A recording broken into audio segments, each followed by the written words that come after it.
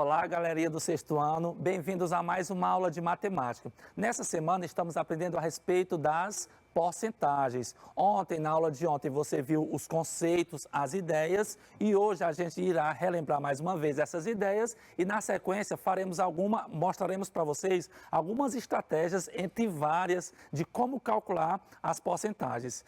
Nessa aula a gente vai dividir o nosso tempo em um pequeno vídeo, relembrando as ideias, e na sequência a gente volta com as atividades, as estratégias e os exercícios. Tudo bem? Fique com o vídeo. Olá pessoal, tudo bem? Vamos aqui relembrar mais uma vez alguns conceitos a respeito das porcentagens. Tudo bem? Prepare o seu material e faça as devidas anotações. A porcentagem é a centésima parte do inteiro. É o cálculo baseado em 100 unidades. O símbolo da porcentagem, ou percentagem, como também pode ser dito, é o porcento. A porcentagem em nosso cotidiano está presente na promoção com os descontos, também na multa pelo atraso do pagamento de uma conta, no gráfico de setores, também conhecido como gráfico de pizza, no carregamento da bateria do celular ou de jogos ou sites. Tecendo saberes. Nessa placa nós temos 100 quadrados. Nela estão pintados 15 quadrados. Observe aqui, 15 quadrados.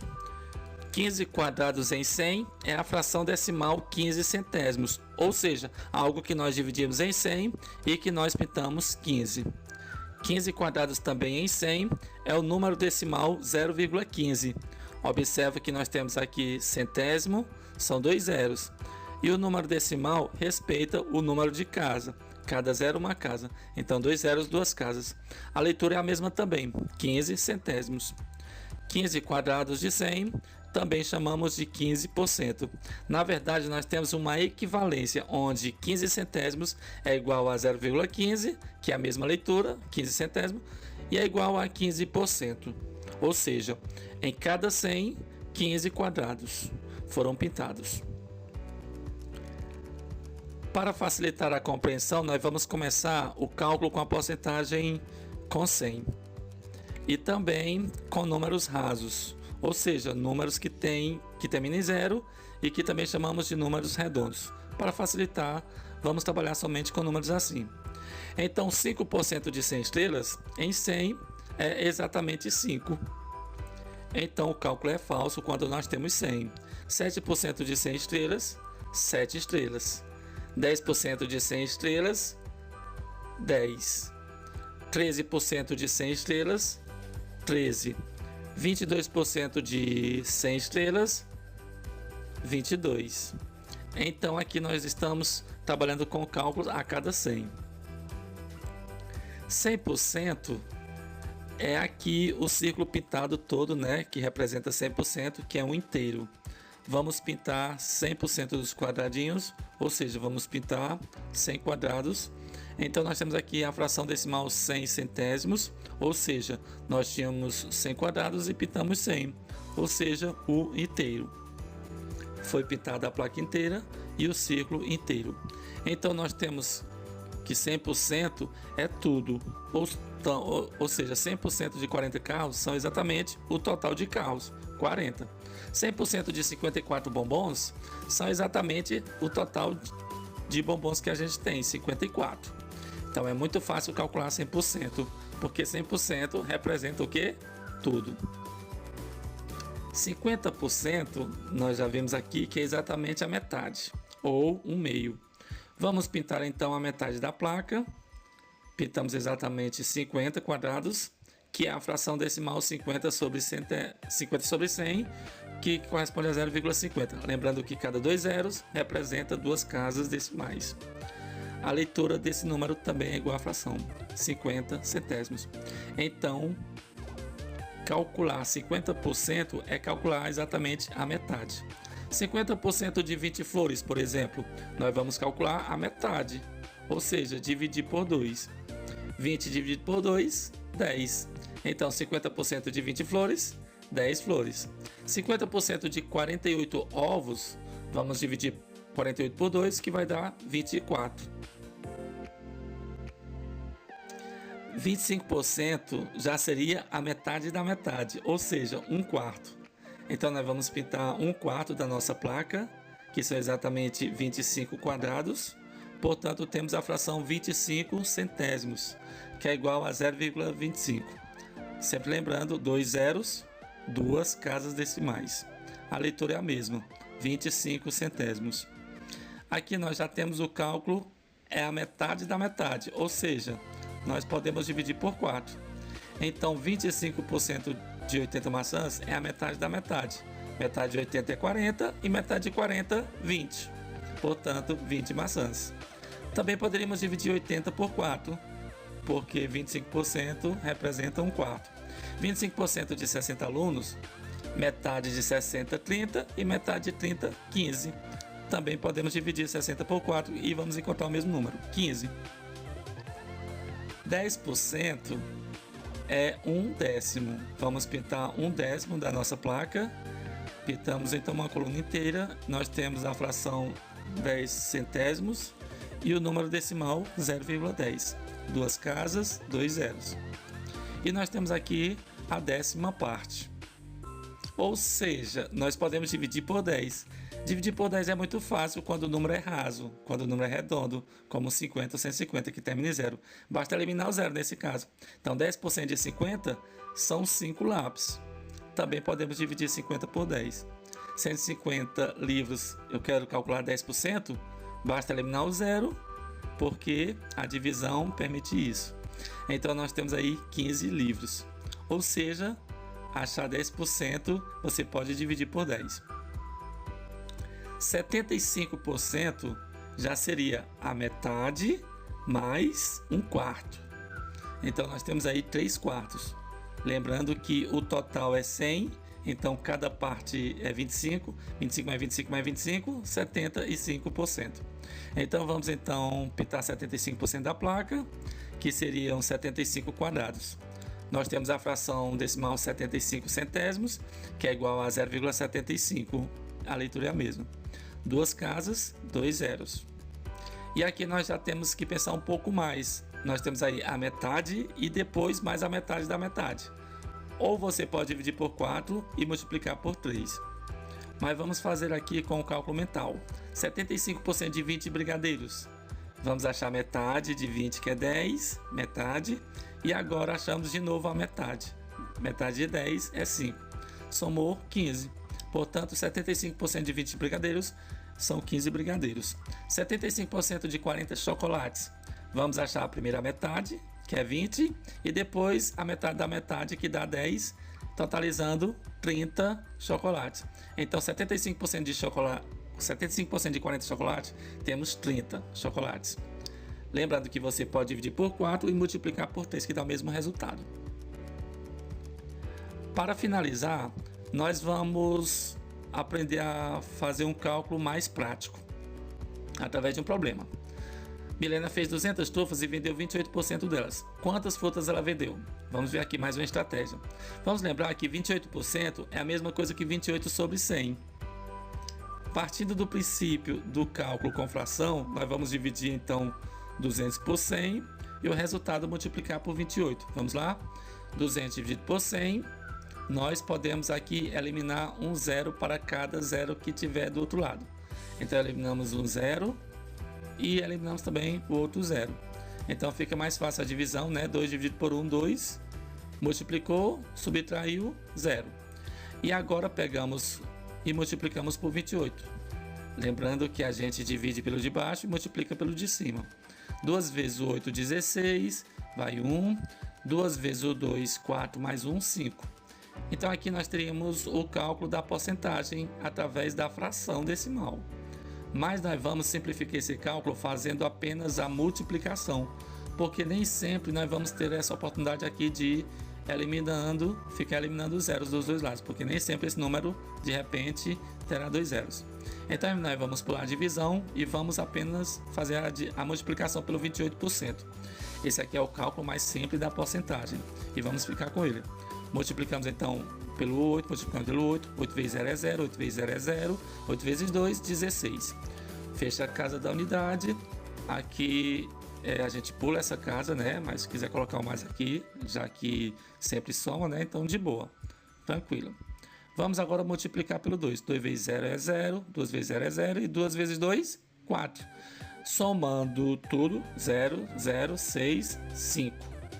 E agora, como nós pulamos essa etapa aqui, nós vamos eliminar os dois últimos zeros aqui, ó. O sinal da porcentagem está aqui, que é para lembrar que corta a barra, corta, e os dois pontos do porcento, eliminar os dois últimos zeros. Apenas uma estratégia, mas de boa. Cortou os dois zeros, nós temos exatamente o mesmo valor, achamos 56. Então essa aqui é uma das formas de calcular a porcentagem. Resposta do nosso problema: Milena vendeu 56 trufas. Alguns alunos podem perguntar, né, como os meus alunos perguntam, e quando o número não termina em 2 zeros, o que a gente faz? Vamos supor então que você multiplicou 50 e encontrou esse valor, 5.625. Daí você vai contar duas casas decimais, lembrando que o 100 é centésimo. Então você conta de trás para frente, 1, 2 e coloca a vírgula aqui, ó. Então daí daria o número decimal 56,25. Se terminar em 2 zeros, elimina. Se não terminar, você volta duas casas para colocar a vírgula.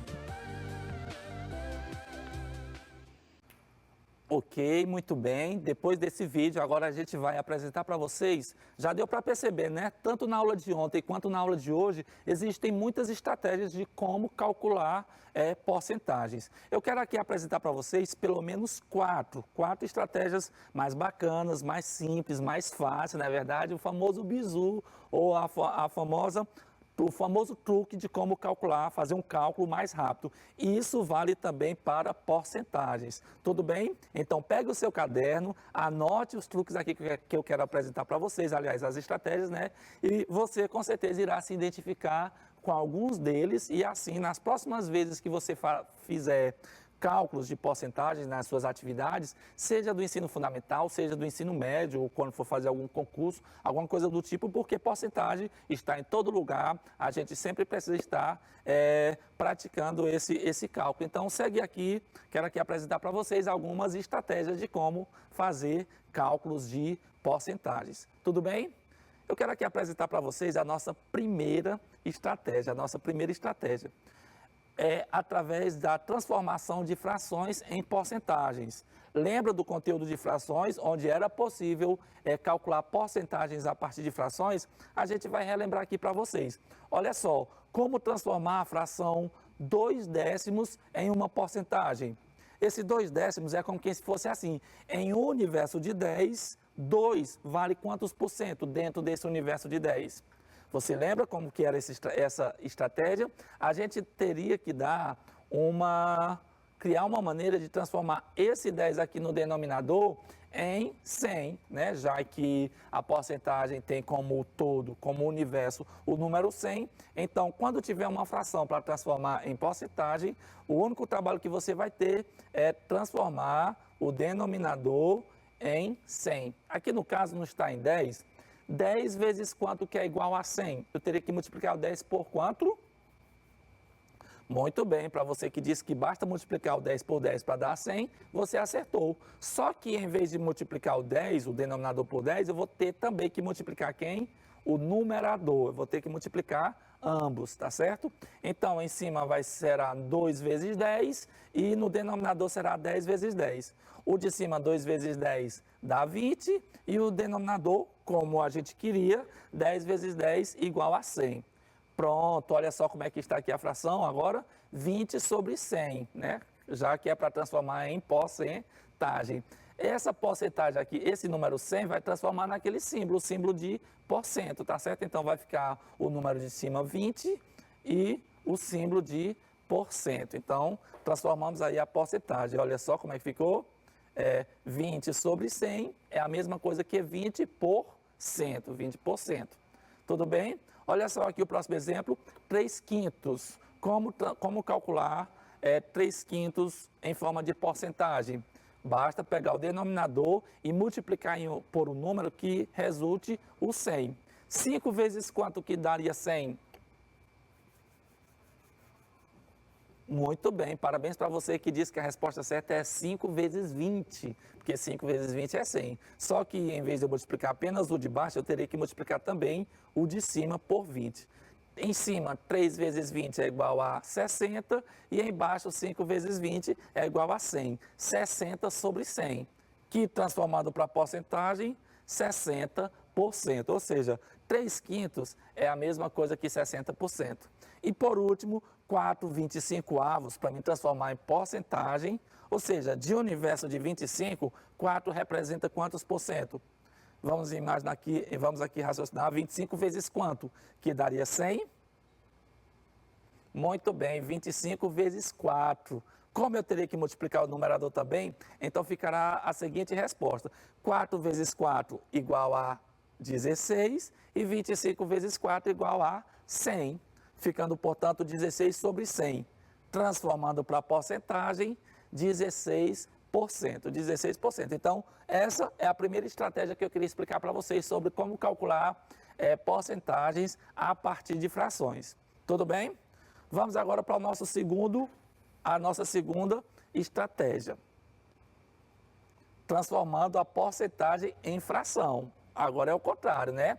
A gente já tem, aqui já vai ter a porcentagem e ele quer saber aqui no caso quanto que é 15% de 60. A gente vai pegar esse 15% e transformar em fração para depois multiplicar pelo 60. Tudo bem? Olha só, 15%, aqui ó, 15% é a mesma coisa que 15 sobre 100. De 60, a gente vai combinar aqui que esse de 60, a gente vai multiplicar por 60. Ou seja, olha só como é que ficará. 15% é a mesma coisa que 15 sobre 100. De 60, a gente vai combinar que será multiplicar por 60. Ou seja, 15% de 60 é 15 sobre 100 multiplicado por 60. Vamos fazer o cálculo? 15 vezes 60, se você multiplicar aí, dará 900 e o 100 aqui de baixo eu repetirei. Agora aqui a gente vai utilizar a estratégia da eliminação dos zeros, que aqui nesse caso pode, viu? Tipo, para cada zero que estiver em cima, como foi explicado no vídeo, a gente pode eliminar o zero que estiver embaixo. Como tem 2 zeros em cima, eu vou eliminar os 2 zeros de cima e os 2 zeros de baixo. Restando, portanto, quem? 9 sobre 1, que obviamente é igual ao 9. Tudo bem? Então, essa é a nossa segunda estratégia. Olha só como é que foi feito. 15% de 60. Eu transformo a porcentagem em fração e multiplico pelo 60. 15 vezes 60 dá 900. Repito o 100. Corto os 2 zeros de cima e os 2 zeros de baixo, né? Para cada zero de cima, eu elimino de baixo. Como tem 2 zeros em cima, eu elimino os 2 de cima e elimino os 2 de baixo. Sobrando, portanto, 9. Ou seja, 15% de 60 é igual a 9. Tudo bem? Vamos aqui para o nosso segundo exemplo, 40% de 35. Pego 40% e transforma em fração, e o de 35 você multiplica por 35. 40%, 40 sobre 100 multiplicado por 35. 40 vezes 35 dará 1.400 e eu repito o 100. O que é que falta fazer agora? Eliminar os zeros. 2 zeros em cima, 2 zeros embaixo, elimina. Restou, portanto, quem? 14 dividido para 1 é igual ao próprio 14. Deu para pegar aqui o raciocínio? Tente então fazer esse último aqui, ó, 60% de 105. Como é que você faria? Transformava o 60% em fração e multiplicava pelo 105. Se você multiplicar o 60 vezes 105, você verá que dará 6.300. Repetindo o 100 no denominador, falta agora, portanto, apenas eliminar os zeros. 2 zeros em cima, 2 zeros embaixo, eliminando, sobrou, portanto, 63 sobre 1. 63 dividido para 1, que é igual ao próprio 63. E aí, o que você achou sobre essa estratégia de calcular as porcentagens? Achou bacana? Bacana mesmo? Então, nesse momento, segura aí as pontas que eu vou apresentar, aqui é o Shiryu, né? Eu vou apresentar para vocês uma terceira estratégia mais fácil ainda de calcular porcentagens. Nesse caso, valerá a estratégia valerá apenas para números, porcentagens de números que terminam em zero. Olha só, o 20% termina em zero e o 60% também termina em zero. Então, como é que eu vou fazer para calcular 20% de 60%? A estratégia é, eu vou eliminar os zeros de cada um, não é verdade? No final. Então, eu vou fazer o seguinte, corto o zero do 20 e corto o zero do 60. Sobrou quem? O 2 e o 6. 2 vezes 6, 12. Está pronto o nosso cálculo da porcentagem. Olha só, 20% de 60 é igual a 12. Como foi que eu fiz? Vou repetir aqui mais uma vez para você ver o quanto que é fácil.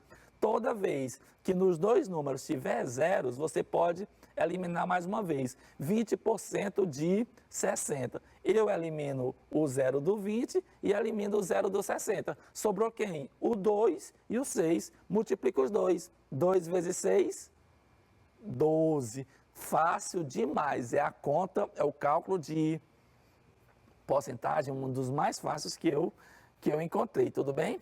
Então, sendo assim, vamos aqui praticar no nosso segundo exemplo. 40% de 160. O 40 tem o zero e o 150 também tem o zero. O que é que a gente vai fazer? Elimina o zero de um e o zero do outro. Sobrou quem? No primeiro sobrou 4 e no segundo sobrou 15. O que é que você tem que fazer? 4 vezes 15, que dá quanto? 4 vezes 15 é o 15 4 vezes. Muito bem para você que pensou que o resultado seja 60. 4 vezes 15 é igual a 60.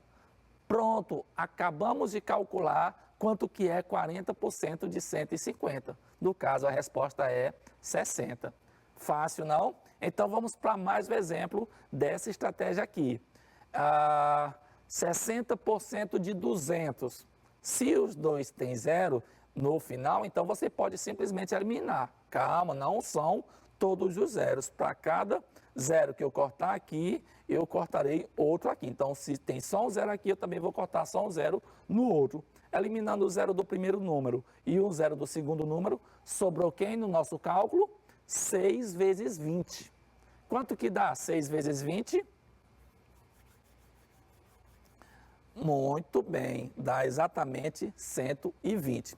Em outras palavras, pessoal, estou tentando mostrar aqui para vocês que uma maneira de calcular a porcentagem é você ver as devidas situações. Nessa situação aqui, quando você estiver praticando, né, que a gente acabou de falar no vídeo, que o importante é você estar praticando sempre, porque se você praticou nessa semana a gente está falando a respeito de porcentagens. Se depois dessa semana você não fizer mais atividades ou praticar esse conteúdo, com certeza será mais um conteúdo que entrará no mar do esquecimento. Então, a estratégia dentro da matemática é você estar sempre fazendo cálculos, praticando. Você vê, por exemplo, na rua uma liquidação, uma promoção em que envolva porcentagem, tente lembrar das estratégias e aplicar lá de forma mentalmente, é claro. Ou se quiser pegar o seu celular para fazer o cálculo, também é válido. Aqui no caso é muito fácil. Se nos dois números tiver zeros, você pode simplesmente eliminar zero de um lado e zero do outro, restando, portanto, o número 120 aqui no nosso último exemplo. Vamos agora para a última e mais fácil estratégia de todas. Aqui é algum dos cavaleiros do zodíaco. Multiplicando e retornando duas casas. Olha só como é que vai funcionar. 5% de 120. Ele diz que eu devo simplesmente multiplicar os dois números e retornar as duas casas. Essas duas casas estará relacionada, sabe o quê? A porcentagem. Lembra que a porcentagem tem como base o número 100, no número 100 tem os dois zeros, então aqui como a gente vai simplesmente pegar os dois números, multiplicar, a gente deve retornar as duas casas, já que envolve porcentagem. O que é que o professor está querendo dizer aqui? Você não precisa fazer nada, só multiplicar os dois números e retornar duas casas. Bora praticar? 5% de 120. Se você multiplicar 5 vezes 120, vai dar quanto? 600. Se você multiplicar 5 vezes 120, vai dar 600. Quantas casas eu vou ter que voltar? Duas. Olha só aqui, está aqui a vírgula bem aqui, eu vou voltar uma casa, duas casas. Então, a vírgula vai ficar aqui entre o 6 e o 0. Como esse 0 depois da vírgula não tem nenhum efeito, então eu posso dizer que o resultado é 6, que o nosso resultado é 6.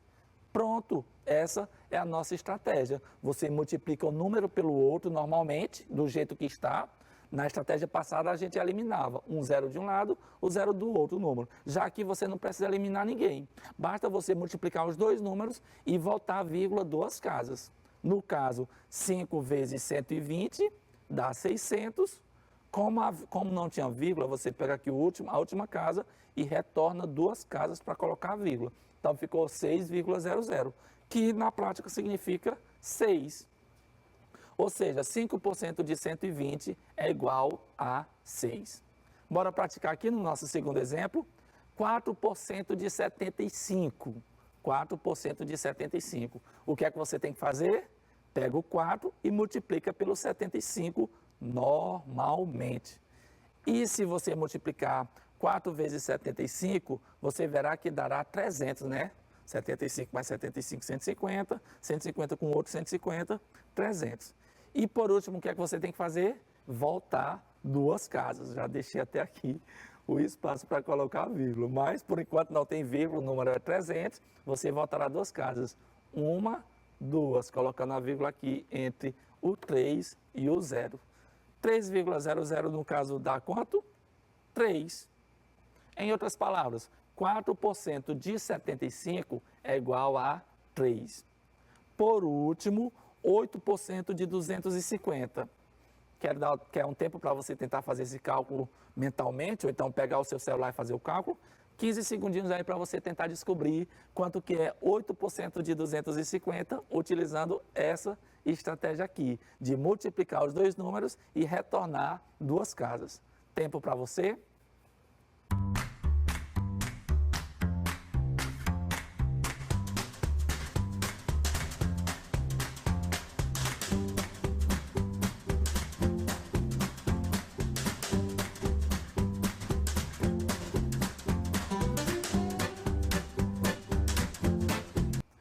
Ok, vamos ver se você acertou o cálculo então.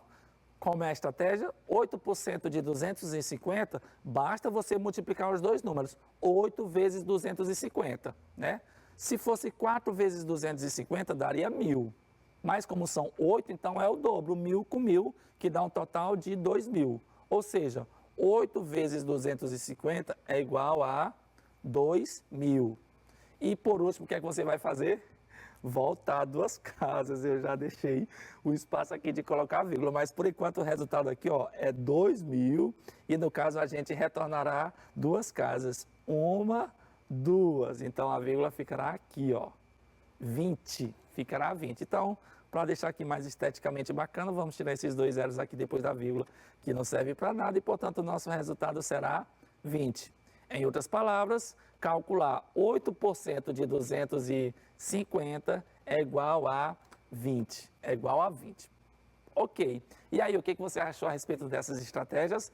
Apresentamos a primeira, que é transformar fração em porcentagem. Depois apresentamos a segunda, que é fazer exatamente o contrário, pegar a porcentagem e transformar em fração e multiplicar pelo número que eu quero saber. Depois vimos também a terceira estratégia, que é se você observar nos dois números, se tiver 0 no um e 0 no outro, você pode simplesmente eliminar os dois e multiplicar o restante, que é muito fácil. E por último, nesse aqui, você deve simplesmente pegar o número, a porcentagem, multiplicar pelo número e o resultado que der, você retorna duas casas para colocar a vírgula. Então, apresentamos aqui para vocês 4 de um universo de muitas formas que existem de calcular porcentagens. Tudo bem? Nas próximas aulas, com os nossos outros professores amigos, eles falarão a respeito de problemas do dia a dia em que é possível fazer o cálculo de porcentagens. Muito obrigado pela atenção. Até a próxima. Tchau, tchau para vocês.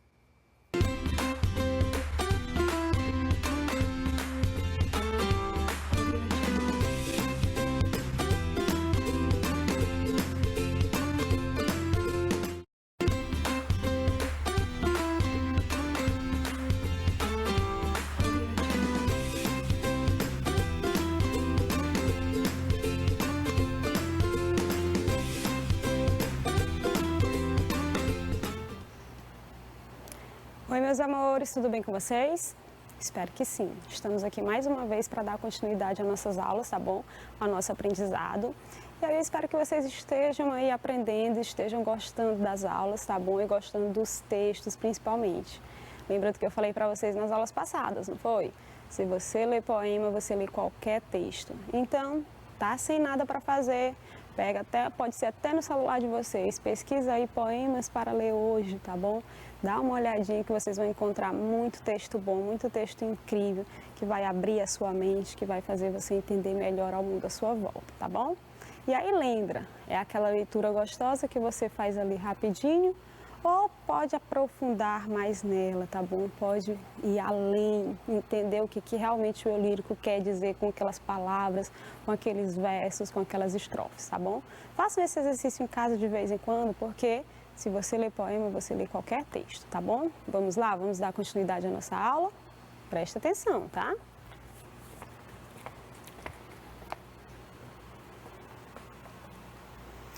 Bom, a gente já vem estudando com o gênero poema, não é isso?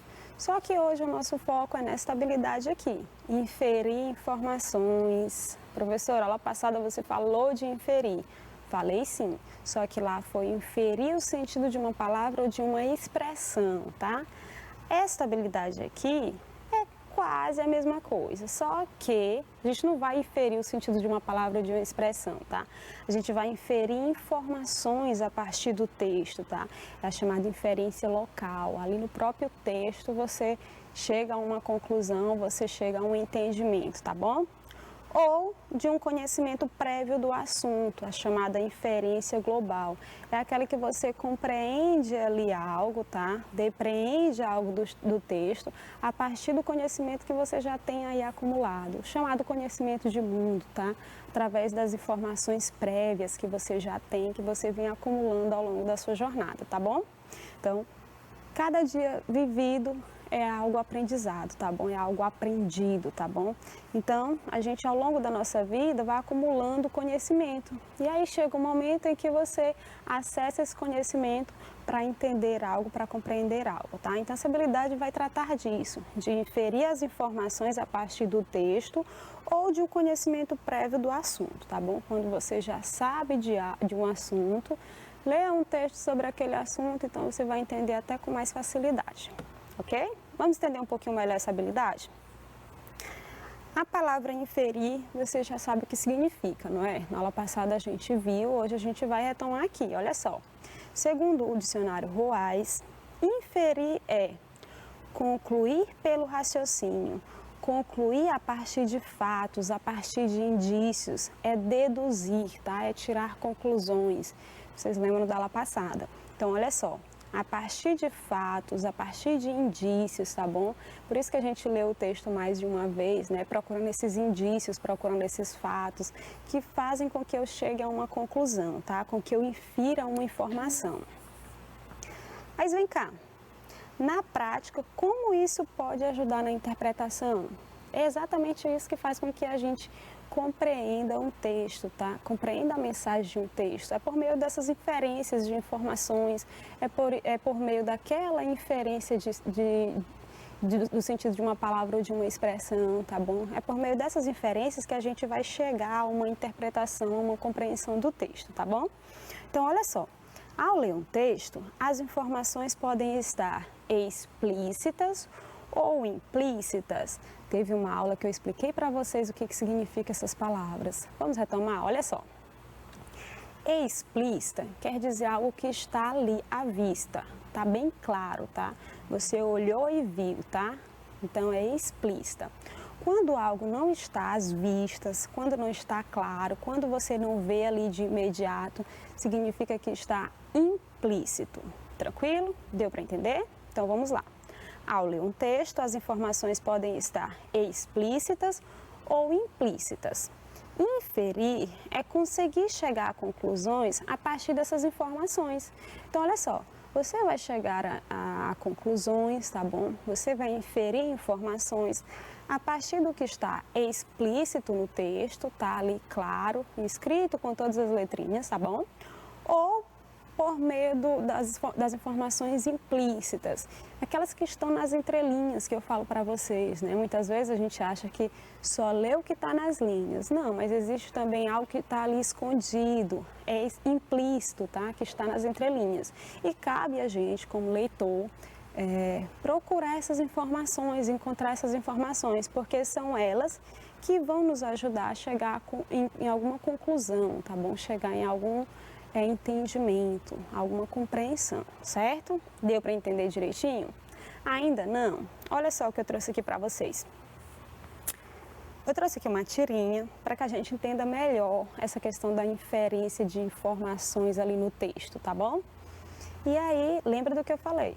Muitas vezes pode estar explícita, a informação pode estar explícita, bem clara, bem direta, você visualiza rapidinho, ou muitas vezes pode estar implícita, escondida, mas é possível acessar ela, tá bom? Olha só. Barulhozinho, né? Lá vem um predador, pule na água. Ele já foi embora, mamãe? Podemos sair agora? Mais um pouquinho. Obrigada, Samuel. Só assim para o Antoninho tomar banho. E aí tá lá quem fez o barulhinho, né? Fiz a leitura aí do texto verbal, que é o texto escrito. Agora vamos aqui observar o texto não verbal, que são as imagens, tá? No caso das tirinhas, não dá pra gente só ler o texto escrito, as palavras escritas, tá? É preciso também visualizar aí a imagem, porque senão a gente não vai compreender nada da tirinha. Então, olha só. No primeiro quadrinho, o que você percebe? Que tem aí um bichinho maior e um bichinho menor, então a gente já começa a entender aí que se trata de uma mãe e de um filho, não é? No segundo quadrinho, aí a gente vê que eles estão pulando na água, né? No segundo quadrinho a gente vê os dois bichinhos na água e o que seria a mãe ali com uma escova, né? Passando no filho. Guarda essa informação aí. E lá no terceiro quadrinho você vê o bichinho lá pequeno já se sacudindo, né? Tirando a água do corpo. E a mãe já toda alegre falando ali para o macaquinho, agradecendo o macaquinho por ele ter feito aquele barulho, né? Assustador, que fez com que o menino entrasse na água junto com a mãe e assim ela pudesse fazer o quê? Dar um banho nele, né? Então, nota aí, olha como é que a gente está fazendo essa leitura toda para a gente chegar a uma conclusão, para a gente chegar ao entendimento da tirinha. Vamos ler de novo? Olha só. Grrr, barulho, né? Lá vem um predador, pule na água. Aí ele pula e ela pula junto. Ele já foi embora, mamãe? Podemos sair agora? Questiona, né? E ela, mais um pouquinho. Então ela está aproveitando ali aquele momento, né? Depois, quando ele sai, obrigada, Samuel. Só assim para o Antoninho tomar banho. Lido, deu para entender? Vocês conseguiram compreender agora a tirinha? Faz algum sentido para vocês agora? Acredito que sim. Vamos lá para a questão? A questão diz o seguinte, ó. A intenção da mãe ao mandar Armandinho pular na água era de quê, gente? Qual era a intenção dela? Vou voltar aqui no texto, ó. Nota que a mãe manda o filho pular na água porque, segundo ela ali, tem um predador chegando, né? E ao pular na água, ele se defende do predador. Então, essa é o que a gente vê aqui, tá bom? Mas a intenção foi exatamente essa? Foi se livrar de um predador? Como é que a gente chega a uma conclusão? Como é que a gente compreende isso? E aí você vai ter que fazer a leitura do texto todo. Inicialmente, ela o manda pular na água para se proteger de um predador, tá? De um predador que fez um barulho que vocês já estão vendo aí, né? Quando você vai lá para o último quadrinho, você vê o quê? O mesmo barulho lá sendo feito pelo macaco, né? E a gente vê que ela conhece o macaco, tá bom? Que eles têm uma relação ali próxima e que ela o agradece. E ela tá agradecendo pelo quê, gente? Por ele ter feito aquele barulho, né? Aquele barulho que simulava o barulho de um predador. E aí a gente começa a chegar a uma conclusão, né? A gente começa a raciocinar, começa a pensar aí e chegar a um entendimento. Então, vamos lá. Qual era a intenção da mãe ao mandar o filho ali pular na água? O que ela queria com aquilo? Era mesmo fazer com que ele se livrasse de um predador? A intenção da mãe era essa? Não tem nada ali dizendo que a intenção da mãe era isso ou aquilo, tá? Mas a gente começa a inferir, tá bom? A chegar a conclusões, A gente começa a inferir informações no texto que muitas vezes não estão nas linhas, mas estão nas entrelinhas. Muitas vezes não estão explícitas, às vezes estão implícitas, tá bom? Então a gente utiliza esse raciocínio todo para chegar a uma conclusão. Então a intenção era afastar o filho do predador, esconder ele do macaco, dar um banho no filho ou brincar com o filho. E aí, o que vocês acham? Bom, a tendência aqui, a maioria das pessoas quererem marcar a letra A, né? Afastar do predador. Mas a intenção da mãe não era exatamente essa, porque foi tudo planejado. Não foi ela, a gente percebe aqui, ó, que ela planejou com o macaco. Olha Samuel, faz um favor para mim, imita aí o barulho do nosso predador para eu conseguir dar banho no meu filho, entende? Então, a intenção da mãe aí, na verdade, era dar um banho no filho, gente. Olha só assim meu filho toma um banho, né? Forçando ele a entrar na água, foi isso que ela fez. Aí já corrijam aí, o nome do filho não é Armandinho, é Antoninho, tá bom? Perdão aí, pessoal. Então deu para entender aqui direitinho a questão da inferência de informações. Nota que isso não está bem claro, que a intenção da mãe aqui era dar banho no filho. A gente só percebe isso ao analisar o texto direitinho, a fazer a tal das inferências de informações, tá bom? Ao ler a tirinha como um todo, né? Desde o texto escrito até as imagens, relacionar as coisas, organizar direitinho, pensar ali um pouquinho. Só depois de fazer tudo isso é que a gente chega a uma conclusão. A conclusão de que a intenção da mãe do Antoninho era dar um banho nele, tá bom? Então é isso aqui que eu quero que vocês aprendam hoje, tá? É a chegar a essas conclusões, a esses entendimentos por meio da inferência dessas informações que podem estar explícitas ou implícitas, tá bom? Já entendemos a habilidade, vamos agora relembrar o nosso gênero, o poema. Professora, de novo, gente, já disse para vocês, uma vida seria pouco para entender esse gênero textual aqui, tá bom? Então vamos lá. Então vocês já sabem que o poema é um gênero textual, né? É um texto que é organizado em versos, que é organizado em estrofe, que pode falar sobre qualquer assunto, que que nos sensibiliza, que provoca reflexão, que critica, tá bom? Que nos emociona. É um texto que vai além, tá bom? Que tem uma função muito importante. Geralmente ele é escrito em versos, tá bom? Que podem se agrupar em estrofes ou não. Como eu disse para vocês, nas aulas seguintes a gente vai ver um outro tipo de poema, né? Existem vários tipos, organizados de vários jeitos, tá? Em versos, em estrofe, vocês vão ver uns com imagens, tá bom? Vou trazer para vocês na próxima aula, vocês vão gostar. Vimos que quando tratamos de poema, tratamos também da questão da sonoridade, que é muito importante nesse gênero, tá bom? Porque a sonoridade contribui para expressar a ideia principal do poema e vocês já puderam visualizar isso em umas atividades que a gente fez, em umas aulas passadas, tá bom? Que muitas vezes o som da palavra, o som da expressão, a repetição daquelas palavras provoca um som e esse som tem a função de expressar a ideia principal do texto, tá bom? A gente pôde ver isso naquele poema O Trem. A gente já viu também que a sonoridade é construída por meio de alguns recursos, como por exemplo o ritmo, a repetição dos sons, a repetição das palavras, tá bom? Presença ou não de rima, vocês viram isso muito bem. Viram, por exemplo, que a rima dá um certo ritmo ao poema, né?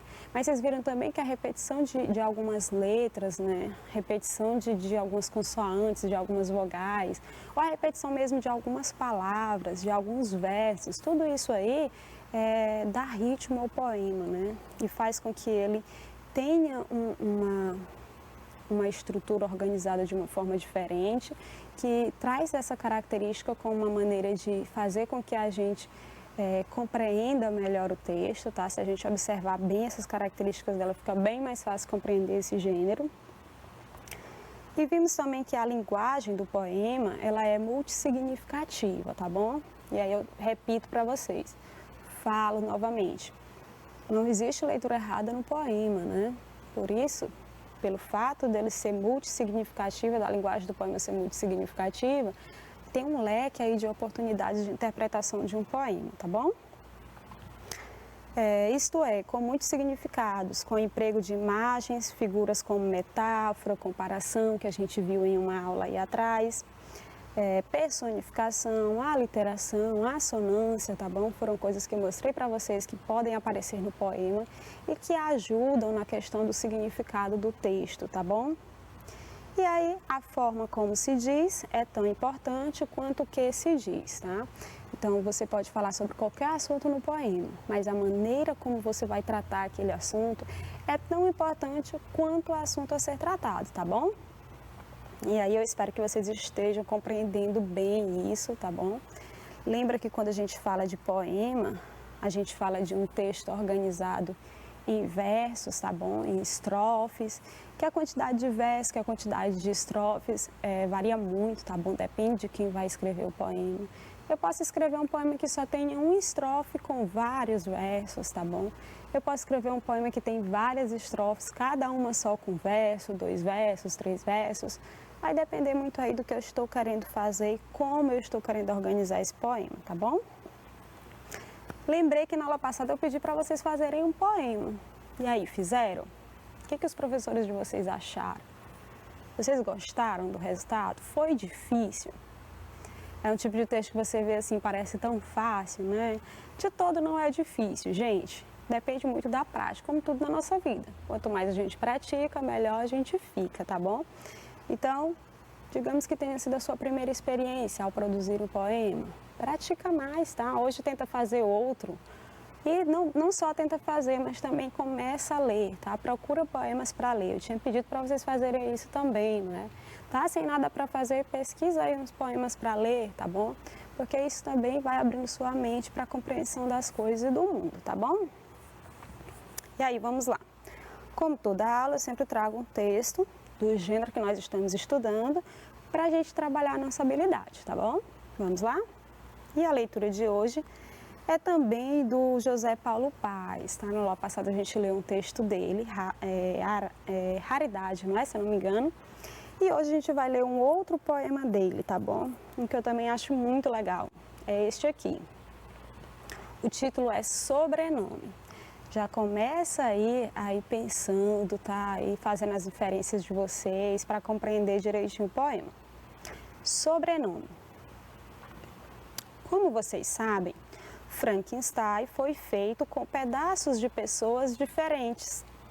A perna era de uma, o braço de outra, a cabeça de uma terceira e assim por diante.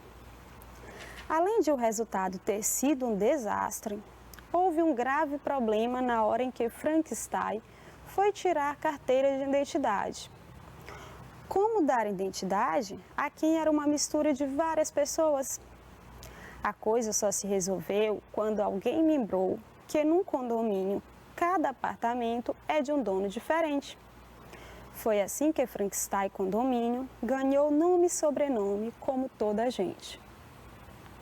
Professora, parece uma história. É uma história, né? A gente está vendo aí bonitinho uma história sendo contada, só que uma história sendo contada em versos. É possível fazer isso? Claro que é possível, gente. Há um leque de possibilidades quando se trata de poemas, tá bom? Não esqueça que eu já estou falando para vocês. Podem falar sobre qualquer assunto e pode até contar uma história aqui, como a gente está vendo, né? Olha só. A gente sabe que o Frankenstein é uma figura ali composta, foi criada, né, com a junção de partes de pessoas diferentes. Vocês devem conhecer a história aí direitinho. Se não conhece, dá uma pesquisada, acho que vocês vão gostar. Só que há o problema que apesar dele ter sido ali composto por partes diferentes de pessoas e ser o Frankenstein, ser uma pessoa, ele teve problemas na hora de tirar a carteira de identidade. Que problema foi esse? Como é que eu vou dar identidade a uma pessoa que é uma mistura de várias outras pessoas? Eis aí o questionamento, né? E aí ficou lá aquela confusão, aquele alvoroço todo. A coisa só se resolveu quando alguém lembrou que condomínio, conhecem condomínio, né? Condomínio é um prédio, né? Um lugar que tem vários donos, né? Dividido ali em partes que tem vários donos. Então a pessoa associou, condomínio, apesar de ter partes diferentes, né? De ser de donos diferentes, também tem um nome. É possível dar um nome para ele, mesmo ele pertencendo a várias pessoas, cada pedacinho pertencendo a um. Então vamos associar aqui, dá para fazer a mesma coisa com Frankenstein, né? Ele é como se fosse um condomínio, imagina assim, é um só, mas que cada partezinha pertence a outros, não é isso? E aí qual foi a solução, gente? Frankenstein já tem um nome, né? Frankenstein. Mas qual seria o sobrenome dele? Se ele tinha partes de várias pessoas, não dá para dar o sobrenome de uma daquelas partes, né? De um daqueles donos. Ia ficar meio confuso isso. Ou então ele ia ter vários sobrenomes, que não daria muito certo também. Então, nota aí, começa a fazer as inferências de vocês, começa a analisar o texto, a tentar entender o texto, começa a ver aí o que o autor quis dizer com isso, o que o eu lírico está querendo transmitir, tá? Qual é a mensagem do eu lírico? Vocês acharam engraçado esse texto? Pode ser engraçado também, né? Os poemas também podem provocar isso na gente, né? Pode provocar o riso, assim como a reflexão, assim como a crítica, tá bom? Assim como nos sensibilizar. Mas eu lembro que eu falei para vocês que o poeta brinca com as palavras para compor o poema e que a forma importa tanto quanto o assunto. É exatamente isso que o José Paulo Paes faz com os poemas dele, olha só. Ele está brincando com as palavras, com o sentido das palavras, tá bom?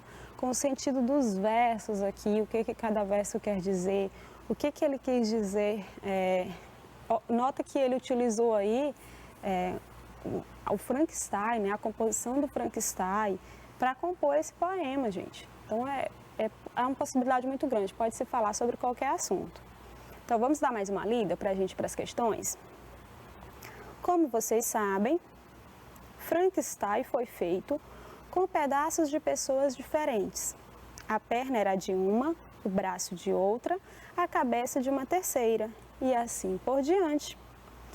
Além de o resultado ter sido um desastre, vocês lembram aí da figura do Frankenstein, né? Não é uma coisa mais linda de se ver. Houve um grave problema na hora em que Frankenstein foi tirar carteira de identidade. Qual foi o problema? Como dar identidade a quem era uma mistura de várias pessoas? A coisa só se resolveu quando alguém lembrou que num condomínio, cada apartamento é de um dono diferente. Foi assim que Frankenstein Condomínio ganhou nome e sobrenome como toda a gente. O nome, Frankenstein. E qual ficou, olha o titular, sobrenome, qual ficou sendo o sobrenome do Frankenstein? Qual é o seu sobrenome? Qual é o seu nome, qual é o seu sobrenome? Anara Moraes. Frankenstein, e aí o sobrenome foi dado Condomínio. Como é que você sabe disso, professora? Nomes próprios, já grava logo isso. Nomes próprios, nomes de pessoas, né? Nomes de lugares, tá bom? Estados, países, cidades, nomes de instituições. São chamados nomes próprios. Nomes próprios são grafados com inicial maiúscula. Por isso que o professor bate na tecla, olha, você tem que escrever o seu nome com a primeira letra maiúscula. Você tem que escrever o seu sobrenome com a primeira letra maiúscula. E a gente percebe aqui que o sobrenome do Frankenstein ficou sendo Condomínio, porque a palavra condomínio não é um nome próprio, tá?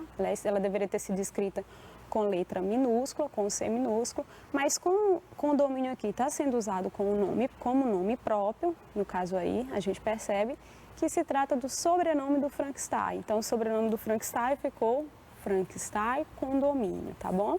Então, nota aí, ó, um conhecimentozinho que você tem que recuperar lá das aulas de gramática para aplicar aqui na compreensão do texto. Tá vendo que a gente precisa fazer aquelas inferências globais, né? Lembra lá as informações globais, aquele conhecimento de mundo que você vem acumulando, que eu falei no início da aula.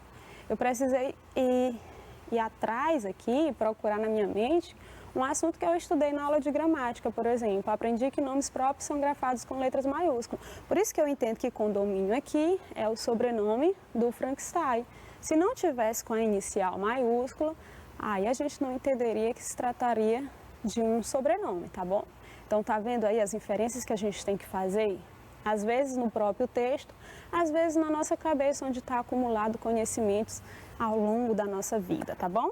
E aí vamos para as questões? Primeira questão diz o seguinte: leia os versos a seguir retirado do poema Sobrenome, de José Paulo Paes, e respondo o que se pede. Além do resultado ter sido um desastre, houve um grave problema na hora em que Frankenstein foi tirar a carteira de identidade. Então, olha só, além do resultado do Frankenstein em si ter sido um desastre, né? Porque imagina uma pessoa ser composta com partes de pessoas diferentes, deve ser uma loucura, né? Houve um outro problema, né? Um grave problema aí na hora de tirar a identidade dele. E aí que problema foi aquele? A gente já viu, né? Como é que vai dar um sobrenome a uma pessoa que é composta de partes de pessoas diferentes? Cada pessoa tem um sobrenome, né? E aí, como é que vai ser? Pensa o seguinte, vamos fazer mais uma inferência aqui. Vamos, na verdade, resgatar, melhor dizendo, um conhecimento que a gente já tem. Normalmente, nós, ao sermos registrados, a gente tem o nosso nome, né? Nosso nome próprio aí, por exemplo, Anara, e a gente recebe um nome que é do nosso pai e da nossa mãe, né? Normalmente é isso. Então, a gente recebe o sobrenome do pai e o sobrenome da mãe. Não é assim que funciona? Por exemplo, meu nome, Anara do Rego Moraes. O meu nome é Anara, mas eu recebi o sobrenome Rego da parte da minha mãe e Moraes da parte do meu pai, certo?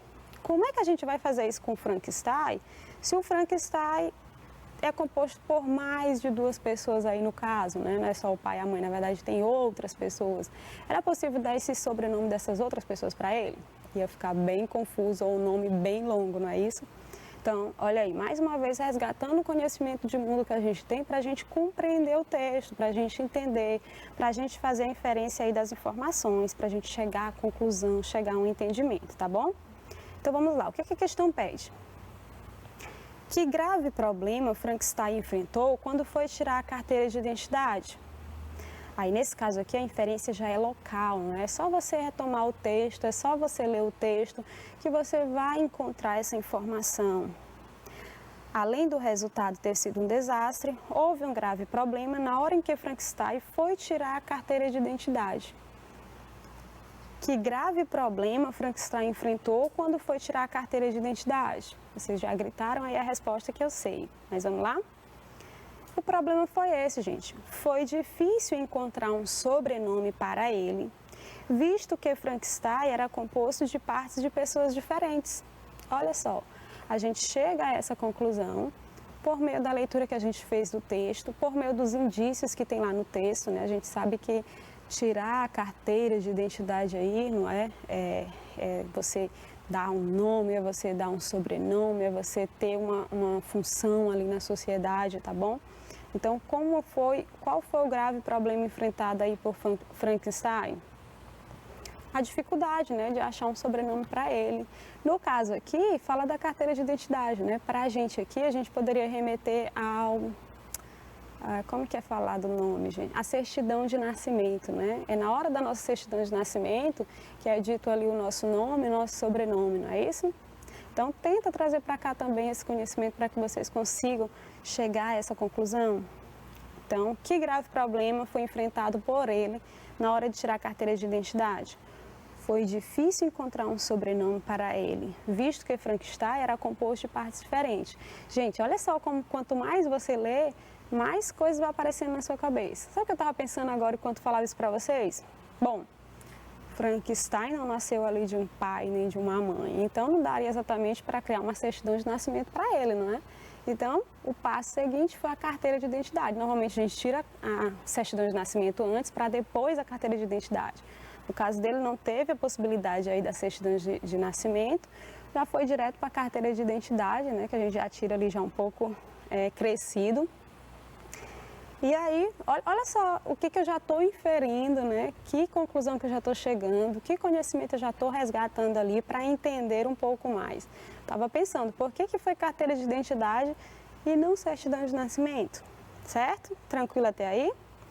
E aí, como foi solucionado o grave problema enfrentado por Frankenstein? Vocês já sabem também, não sabem? Olha só. Alguém lembrou que condomínio também tem donos diferentes e mesmo assim é possível dar-lhe um nome.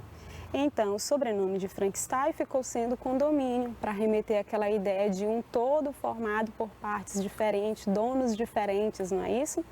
Conseguiram compreender direitinho, gente? Eu espero que sim, espero que vocês tenham gostado e que estejam produzindo os próprios poemas de vocês, tá bom? E aí, pessoal, a gente vai ficar por aqui e na próxima aula a gente conhece um pouquinho mais de outros poemas, tá bom? Tchau, tchau!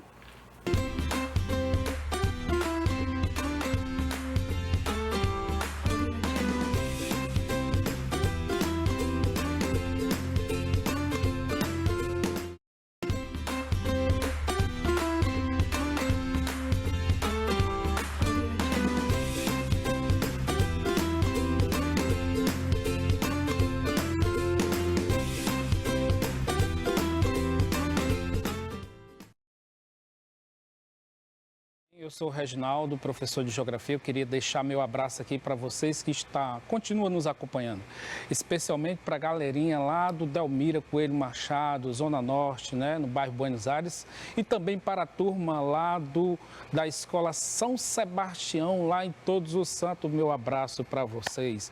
Vamos para a bancada, vamos ver o que a gente tem para hoje. Geografia, vamos lá. Nós vamos falar, na última aula a gente estudou a evolução da indústria no Brasil, do artesanato até o surgimento da indústria. Hoje a gente vai, evidentemente, falar um pouco mais sobre a indústria propriamente aqui no Brasil e as mudanças que ela provoca no espaço e sua evolução. Capítulo 18, pegue seu livro aí, capítulo 18, e vamos estudar um pouco mais sobre indústria. Beleza. Eu tenho aí uma linha do tempo, né? Eu tentei organizar uma linha do tempo para a gente entender como foi que a indústria evoluiu no território brasileiro. Eu tenho aí duas datas, eu tenho 1929, um momento que ocorre uma crise mundial, na economia mundial. A gente chama de crise de 1929, quando vocês chegarem lá no primeiro, no segundo ano do ensino médio, no livro de história, tem um capítulo especial para discutir essa crise de 1929 e que afetou aqui o Brasil. E nós temos aqui também 1960, então se a gente partir de um período anterior a essa crise de 1929, no Brasil existem apenas algumas manufaturas, alguns pontos de artesanato, não existia aquela indústria moderna que a gente conhece hoje. E nesse período aí se destacava especificamente a indústria de tecido, de calçado, de roupa, de bebida, de comida, produção de sabão, de vela. Eram manufaturas ainda, aquele tipo de indústria ainda no estágio inicial. Após a crise de 1929, a gente tem uma evolução do setor industrial. A gente já passa a ter no território brasileiro indústrias pesadas, como a Petrobras, a CSN, a Companhia Siderúrgica Nacional lá no Rio de Janeiro, né, a Vale do Rio Doce, uma indústria extrativista. A indústria da construção também, ela passa a se desenvolver em território nacional. E após os anos de 1960, nós temos aí um período que a indústria ela se moderniza de forma acelerada. A gente tem um personagem aí, um presidente, o JK, que a partir dessa data ele tem preparado o território brasileiro e a indústria estrangeira, as transnacionais passam a frequentar o território brasileiro. Aí a gente passa a ter muitos eletrônicos, automóveis, né, indústria da construção, principalmente de rodovias, enfim. E no meio disso tudo, nessa constante, nessa evolução aí das tecnologias em território brasileiro, a gente tem essa migração campo-cidade. A população, devido a essa melhoria no espaço nacional, elas tendem a migrar para a cidade em busca de oportunidades. Essa migração campo-cidade, evidentemente, a gente chama de êxodo rural. E todo esse cenário aí a gente chama de processo de industrialização. Processo porque é algo que teve um início e ainda hoje continua, tá? Não tem fim. A indústria, hoje nós estamos na terceira revolução industrial, mas estamos caminhando para a quarta revolução industrial. Beleza? Então, de maneira geral, a gente vai tentar perpassar por esses períodos aí de desenvolvimento industrial no Brasil. Simbora! Primeiras indústrias, a gente pode até dizer assim, manufaturas, né? Como a gente bem disse, até a data anterior a 1929, predominava no Brasil essas manufaturas, pequenas fábricas, fábricas de tecido, fábricas de bebida, de comida, de produção de vela. Evidentemente, naquele período, a gente não existia energia elétrica, né? A energia elétrica vai surgir um pouco depois. Então, de vela, de sabão, de produtos, sim, de tecnologia, sim. Então, a gente tinha essas manufaturas, tá? Manufatura de tecido, bebida, comida, vela, sabão, enfim. Mas, de qualquer forma, essa fotografia aí ilustra uma primeira fase, a fase inicial, né, do desenvolvimento industrial. Evidentemente, quando surge a máquina, né, que ajuda o homem a produzir seus produtos, a gente já pode estar incluindo essa fase aí no processo inicial de industrialização do território brasileiro. Eu coloquei aí a data de 1808, que foi quando a família real veio para o Brasil, e evidentemente ela passou, a partir dessa data aí, a liberar a produção industrial. Até esse momento era proibido. O Brasil ele fazia parte do Pacto Colonial, onde ele tinha a função somente de exportar matéria-prima e de importar, aí sim, produto industrializado, mais produtos que vinham da metrópole, a metrópole portuguesa. Mas como a família real veio para cá, então, evidentemente, eles autorizaram, né, o funcionamento de algumas fábricas como essa aí na imagem de vocês. Então, essa aí marca o primeiro estágio do processo de industrialização aqui no Brasil. Aí nós vamos para um segundo momento. Se você pegar essa data aí, eu tenho a 1929, né, a crise de 1929, 1960. Nesse intervalo aí muita coisa acontece. O mundo ele passa pela Segunda Guerra Mundial, né? E aí os países que forneciam produtos para o Brasil, eles deixaram de fornecer, as indústrias foram destruídas, né? Esses países, evidentemente, que eram europeus, eles passaram por um processo de destruição total e deixaram de fornecer produtos industrializados que o Brasil sempre comprava. Daí, a partir desse momento e com essa crise em 1929, existia um grupo de pessoas que investia na cafeicultura. E aí eles também tiveram dificuldade de vender seus produtos e eles passaram a investir, então, na indústria no Brasil.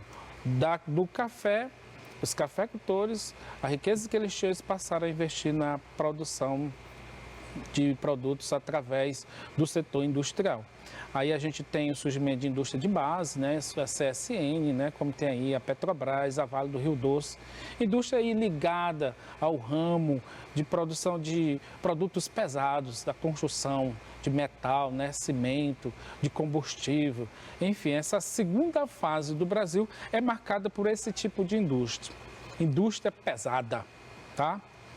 Aí nesse período aí também passa a ser construída algumas usinas hidrelétricas no Brasil. A partir do momento que se produz o ferro, o cimento, aí daí então a gente passa a ter o surgimento de grandes construções no território brasileiro, especialmente ligado ao ramo petroquímico, extrativista e de geração de energia, né? Beleza? Simbora! Nós temos também uma terceira fase aí de industrialização, do processo de industrialização, a partir dos anos 50. Nós temos um presidente aí, o Juscelino Kubitschek, que ele, de forma corajosa, ele conseguiu fazer com que o Brasil passasse por um rápido processo de industrialização. Ele autorizou, evidentemente, a entrada de transnacionais em território brasileiro, especialmente do ramo automobilístico. Se passa-se a investir no setor automobilístico, então a construção civil também passa a ter um destaque muito importante na construção de rodovias, né? Na construção de indústrias petroquímicas, enfim. Então essa fase é uma fase mais moderna da indústria no Brasil, da industrialização no Brasil, né? Período pós-JK, e depois disso aí o Brasil tem se desenvolvido cada vez mais e a participação das empresas estrangeiras tem aumentado sim. Evidentemente, muito do que você compra, do que você utiliza de equipamento de eletrônico, de transporte que você tem em casa, são de marcas estrangeiras. Muito do que você tem. Se você for lá para o setor de refrigeração, você tem lá a Brastemp, que é uma indústria sim brasileira. Brasil Temperatura, Brastemp. Mas fora isso, tudo que você tiver de produto, de objeto, de eletroeletrônico, você pode pesquisar que muito muito faz parte da participação dessas transnacionais no território brasileiro. Beleza, mas vamos lá, vamos estudar um pouco aí sobre as consequências desse processo de industrialização, de modernização da produção em território nacional. Eu tenho esse gráfico aí que mostra aí a evolução da população rural e urbana, né, de 1940 até o ano 2000. A gente tem assim uma transição, nós temos uma mudança aí significativa aí em termos de população rural e população urbana. Mas antes da gente partir para esse gráfico, vamos ler o que tem aí nesse quadro. O crescimento da população urbana ocasionado a partir da urbanização do Brasil. A partir da industrialização do Brasil. A população urbana cresce devido ao processo de industrialização. Aí, olhando para esse gráfico aí, eu vejo a linha azul é a população urbana e a linha laranja é a população rural. Evidentemente que quando o Brasil passa por esse processo de industrialização, a população ela sai do campo e vem para a cidade. O gráfico aí ilustra muito bem essa dinâmica na população brasileira. Há uma redução da população rural e um crescimento da população urbana. Veja que a mudança aí ocorreu basicamente entre os anos de 1960 e 1970. A partir dessa data aí o Brasil passa a ser um país urbano, urbanizado. A maior parte da população passa a viver na cidade. Hoje, acredito que a população urbana corresponde aí a quase 85% da população brasileira. Evidentemente que é necessário sim ter um contingente no espaço rural para produzir o nosso alimento, né? Nós somos urbanos, você que está aí assistindo, nós somos urbanos, mas é necessário pessoas lá no campo produzindo o alimento de cada dia. Você mora aqui na cidade, trabalha na cidade, mas tem gente que acorda cedo todo dia para produzir o alimento que está na sua mesa, no café da manhã, no almoço, na janta, enfim. Então a gente vai ter assim um momento de estagnação aí nessa evolução. Hoje nós temos equivalente a 85% da população morando na cidade, mas nós temos também 15% de pessoas trabalhando e produzindo no campo, produzindo o nosso alimento. Beleza? Simbora. Outra consequência também do processo de industrialização, nós temos o inchaço de algumas cidades, especialmente aquelas cidades que passaram por um processo de modernização, de industrialização. As pessoas elas tendem a buscar esses espaços em busca mesmo da prosperidade. Muitas vezes não conseguem, porque para você conseguir um emprego, evidentemente você precisa ter uma qualificação, você precisa ter um nível de instrução. E quando você chega numa cidade moderna como essa, a mão de obra que é empregada são mão de obra qualificada. E a pessoa que quando sai do campo para ir morar na cidade, evidentemente ela não tem um grau de instrução, de qualificação necessário para se enquadrar dentro dessas atividades urbanas.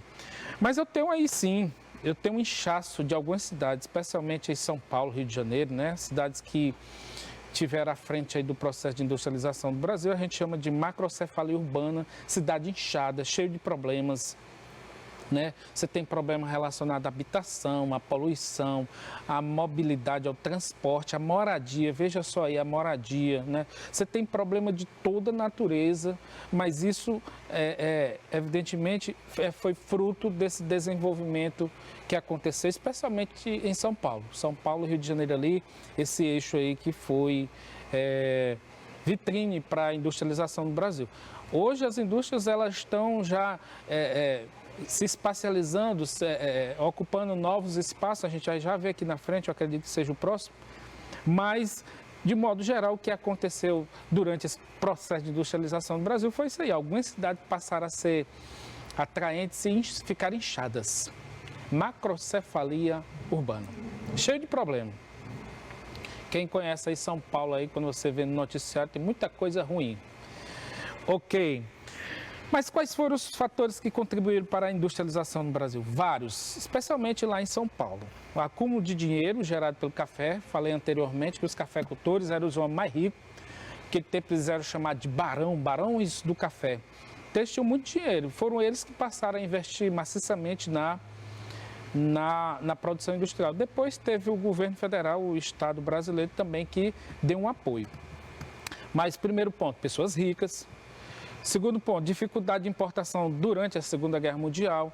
Eu falei para vocês que os países que era fornecedor de produto industrializado para o território brasileiro, eles estavam em guerra, então eles não forneciam. Daí o Brasil aproveitou a oportunidade e passou a investir na industrialização. Então, essa questão da Segunda Guerra Mundial, que foi lá na Europa, né, contribuiu sim para que as pessoas aqui passassem a investir. Então, eles tiveram dificuldade de importar produtos industrializados, eles começaram a produzir em território nacional. Outro também, aqui no Brasil existiam muitos imigrantes que tinham conhecimento técnico, tinham um conhecimento mais avançado, principalmente os imigrantes italianos, que eles produziam no café. Eles tinham esse conhecimento europeu da produção industrial, então facilitou também para o desenvolvimento industrial aqui no Brasil. Outro ponto também é o crescimento do mercado consumidor. São Paulo sempre foi uma região que sempre concentrou muitas pessoas. Presença de infraestrutura, ferrovias do café, Porto de Santos, olha só, isso é muito importante para o desenvolvimento industrial. Precisa você ter um escoamento, como escoar. Tinha as ferrovias que escoavam as sacas de café do interior de São Paulo até o porto, do porto e ia embora. Hoje ela está sendo utilizada, foi muito utilizada, serviu muito para essa industrialização lá em São Paulo. Beleza, vamos para frente. Aí, como vocês observam aí nesse mapa, eu tenho uma concentração da atividade industrial no Brasil. Evidentemente, aí você vê aí a região sudeste, aí, especialmente Rio de Janeiro e São Paulo. Deixa eu ver se eu consigo aqui com o mouse aqui, sem passar. Beleza, eu tenho aqui Rio de Janeiro, São Paulo e tenho Minas Gerais aqui, esse triângulo aí mais desenvolvido em termos de industrialização. Mas quais foram os motivos? Evidentemente, eu acabei de citar e está aqui novamente. Infraestrutura, porto, ferrovia. Mão de obra estrangeira, os imigrantes, os italianos que trabalhavam lá no café, eles tinham conhecimento técnico, ajudou muito.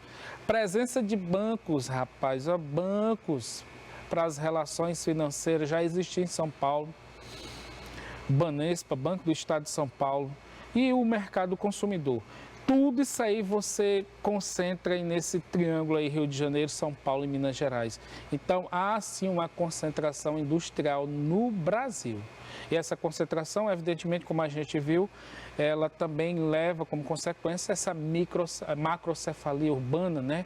O inchaço das cidades, os problemas urbanos, eles crescem, habitação, saneamento, desemprego, violência, viu? Está ligado a essa prosperidade dessa região aí, região sudeste do Brasil. Mas a partir de 1970, vários fatores contribuíram para a dispersão da indústria no Brasil. O governo federal ele passou a investir em alguns pontos. Ele construiu o Parque Industrial na Zona Franca de Manaus, né? E houve muitos incentivos de alguns estados, né?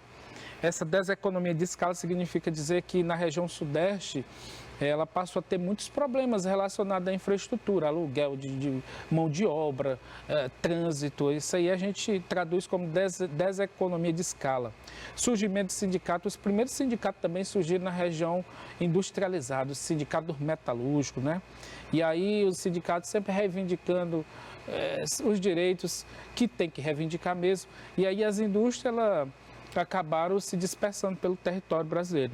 Não só por isso, mas por um conjunto que está aí. Essa questão de guerra fiscal, guerra entre aspas, mas isso significa dizer que muitos outros estados, muitas outras cidades passaram a oferecer facilidade para a instalação industrial. Terreno, água 0800, energia 0800, isenção de alguns impostos. Isso a gente chama de incentivo fiscal. Guerra por quê? Porque muitas cidades elas passaram a oferecer esses benefícios para a instalação industrial. Então, quando você pega um conjunto disso aí, a gente vai ter uma dispersão da indústria no Brasil. Perceba aqui, ó, no gráfico, a coluna amarela aí é de 1996 e a vermelha aí é de 2011. Um período aí até pequeno. Houve o crescimento da indústria na região norte, houve um crescimento da indústria na região nordeste. Olha o que aconteceu na região sudeste, onde tem São Paulo, Rio de Janeiro e Minas Gerais. Houve um decréscimo da atividade industrial. né? Não houve instalação de indústria nessa região. Aí a indústria também cresceu na região sul e cresceu na região centro-oeste. Tudo isso aí fruto desses 4 pontos que estão descritos aí. Beleza? Simbora! Eu coloquei aqui os 2 lados da moeda do desenvolvimento industrial. Nós temos sim um lado bom e temos infelizmente o lado ruim. O lado bom é que ocorre a elevação da expectativa de vida, melhoria de saneamento, né, vacinas, a própria medicina, né, a infraestrutura melhora muito, a indústria traz tudo isso aí. Traz a promoção do bem-estar, né, eletrodoméstico, um ventilador, um ar-condicionado, né, energia elétrica, enfim, automóveis, você deixa de andar a cavalo, passa a andar numa moto, num carro, enfim. Então, tem todos esses benefícios aí gerados pela atividade industrial. Mas nós temos também um ponto negativo. E a atividade industrial, ela provoca destruição da natureza, ela danifica. Evidentemente, se você for colocar na balança o lado bom e o lado ruim, depois você vai fazer uma avaliação se compensa ou não. Mas, infelizmente, né, a atividade industrial, ela danifica assim, ela transforma. Se você for para a região de Minas Gerais, onde tem lá a Vale do Rio Doce, trabalhando no quadrilátero ferrífero lá, explorando minérios de ferro e outros tipos de minerais também, existem áreas lá que são basicamente irrecuperáveis. Quem não lembra aí de Brumadinho aí, o pessoal explorando aí minérios, né, minério de ferro, a barragem se rompeu e aí, ó a tragédia. Olha a transformação que houve naquela região, né? Se você voltar um pouco mais, teve uma outra tragédia que eu não me recordo no ano anterior, rapaz, que afetou o Rio Doce. Eu não lembro o nome, não me recordo, mas teve 2 tragédias relacionadas a essa transformação na paisagem, especialmente ligada à atividade industrial. Mas é isso, né? Temos sim os 2 lados, tem um lado bom e o lado ruim, os 2 lados da moeda. Nós temos um tipo de indústria que ela transforma muito o espaço natural, transforma em espaço geográfico, modifica. Essa agroindústria ela tem como objetivo transformar matérias-primas advindas da agricultura, da silvicultura ou da pecuária. Ela pega produtos que vêm do campo e transforma em produtos para ser comercializado.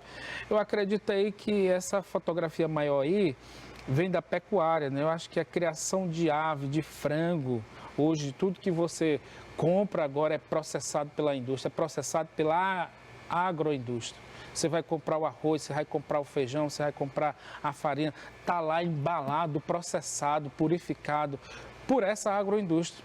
Você vai comprar o milho, você vai comprar, enfim, você vai comprar carne, como tem aí, essa carne ela está sendo preparada para ser embalada a vácuo, enfim, para chegar até você com qualidade. Isso é a agroindústria. Essa segunda fotografia aí, não dá para enxergar muito, mas aí vem da agricultura. A primeira aí vem da pecuária, criação de ave, mas a segunda aí vem da agricultura, né? Algum vegetal aí. Eles estão enlatando, né? Esse vegetal, não dá para saber o que é. Mas é a agroindústria processando, levando para você produtos, né, com a qualidade da marca da agroindústria. Nós temos 2 tipos de agroindústria. Nós temos aquela agroindústria destinada para alimentação e uma que é não alimentar. Evidentemente, a agroindústria trabalha com produto do campo. E aí eu tenho esse exemplo, o único exemplo, mas existem vários, né? Eu tenho a Citrosuco, né? Ela processa a laranja para produção de suco, citrosuco. Isso aí é uma indústria, uma agroindústria que trabalha com produto da agricultura, né?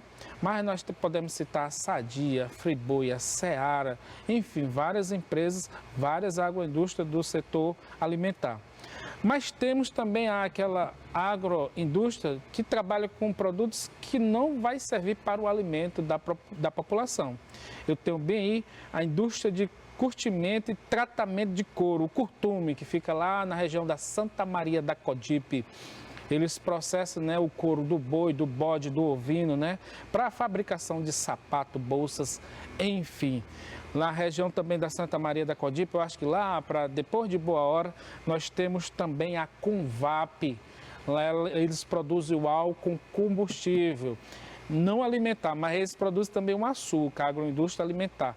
Essa Convap que existe lá mais na frente, depois da Boa Hora, ela tem 2 pontos de produção, um alimentar e um alimentar. Processa a cana-de-açúcar, produz o açúcar, e outra indústria lá da Convap produz o álcool combustível. Muito bem, olha só, sobre a indústria no Brasil, vamos, se tem um tempo aqui, ainda tem um tempo aqui, dá para a gente resolver umas questões. Primeira questão, o processo de industrialização brasileiro, é considerado tardio, chegou depois da industrialização dos países europeus, quando comparado à industrialização dos países capitalistas centrais.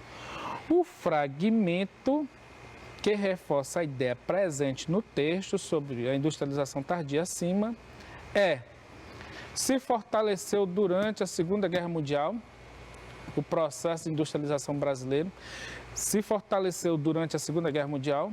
Letra B, no início havia indústria do ramo automobilístico, no início da industrialização desse processo. Letra C, na sua fase inicial estavam presentes grandes transnacionais. Veja que a letra B e a letra C elas são complementares aí.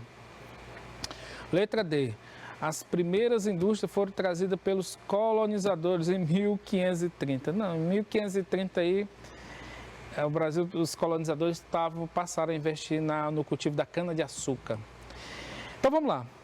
A resposta certa aí eu indico logo para vocês é a letra A. A indústria brasileira, o processo de industrialização brasileiro se fortaleceu durante a Segunda Guerra Mundial. Os países europeus deixaram de fornecer produtos industrializados e a população, os barões aqui, o governo passou a investir por conta própria para suprir a demanda, para suprir essa falta de produtos industrializados que vinham, evidentemente, da Europa. A letra B não está correta, porque no início era a indústria manufatureira, de bebida, de calçado, então não era do ramo automobilístico, não. Então a letra B está fora. A letra C, na fase inicial estavam grandes transnacionais, fase inicial era manufatura de bebida, comida e tal. Então está fora também a letra C. E letra D, as primeiras indústrias foram trazidas, isso aqui também não é verdade. Então, primeira questão, resposta, letra A de Amozinho. A industrialização brasileira se fortaleceu durante a Segunda Guerra Mundial.